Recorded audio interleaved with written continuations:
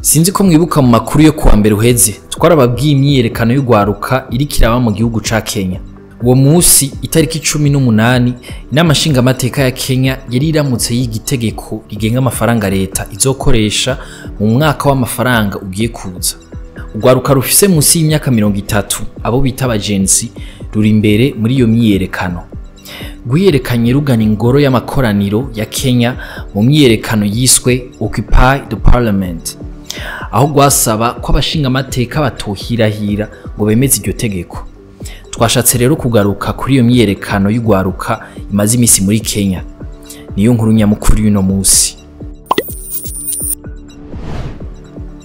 Mwiriwe, ni Davi, nizere ko mumeze neza. Umusi iyo myiyerekano itangura, inama nshingamateka ntiyashoboye kwemeza iryo tegeko.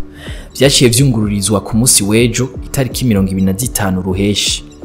Ngo Urwaruka rukavuga ko iryo tegeko rigenga amafaranga Reta izokoresha rirubohera amaboko mugongo. Rubona ko amakuru yadugijwe bimwe bidasanzwe.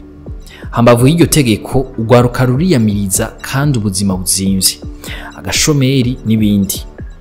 Ruriyamiriza kandi giturire no kudahabwa ijambo mu vy'intunganyo y'igihugu.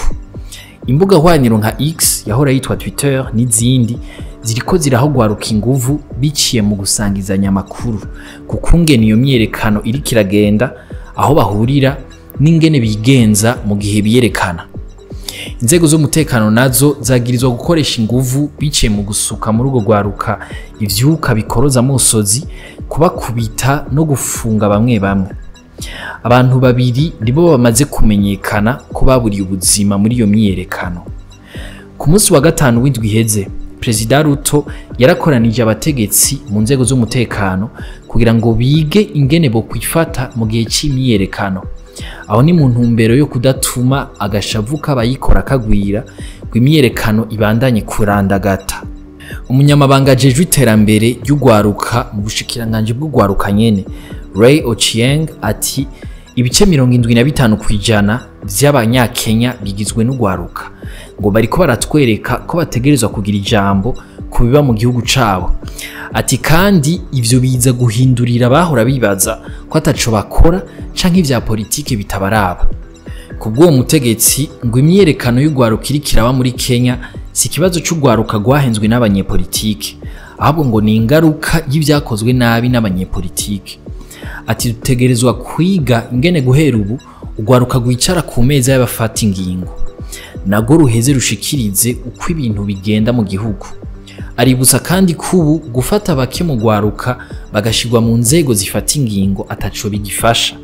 Ati ni gushiraho nyabuna uburyo bw'uko Urwaruka rwose bumvirizwa. Dutandukira inkuru ngufi nazo. Hari umugore yariye amenyo, igitsina c'umugabo wiwe i Mabanda mu ntara ya Makamba. Hari mu ijoro ryo kuwa gatanu 21 buca ari kuwa 22 z'uku kwezi kwa gatandatu. Umugore ngo yoba yabikoze kubera ko yibaza ko umugabo wiwe arenga ibigo bigatuma ataca mu marira ashitse muhira. Ishirahamwe abagabo mu gahinda homme en détresse riratera ivyatsi iyo nyifato y'uwo mukenyezi. Boniface Duwimana rirongoye atera kaminyamira mabi n'abajeje umutekano ngo bahane bongere bahashe iyo nyifato. Ikindi ngo abagabo bo kwihanganira ivyo bikorwa vy'agasotoro bakoregwa bamenyere kugenza buke ntihabe kwihanira no kwihora. Agashimwe gahabwa umugwi wa mbere muri Primus League kongereje miliyoni 200 kavuye ku miliyoni 30. Ivyo vyafundikiwe mu nama ya bose y'ishirahamwe ry'umupira w'amaguru mu Burundi harejo kuwa 23 ruheshi Ingozi. Umugwi wa mbere rero uzoronka miliyoni 50, wa kabiri miliyoni 40, wa gatatu miliyoni 35, hama wa kane miliyoni 30.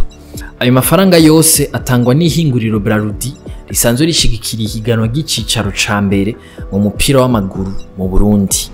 Mwakoze kudukurikira. Aya makuru muyasanga ku mbuga za Yaga na Iris News. Ahanje tuzosubira ejo.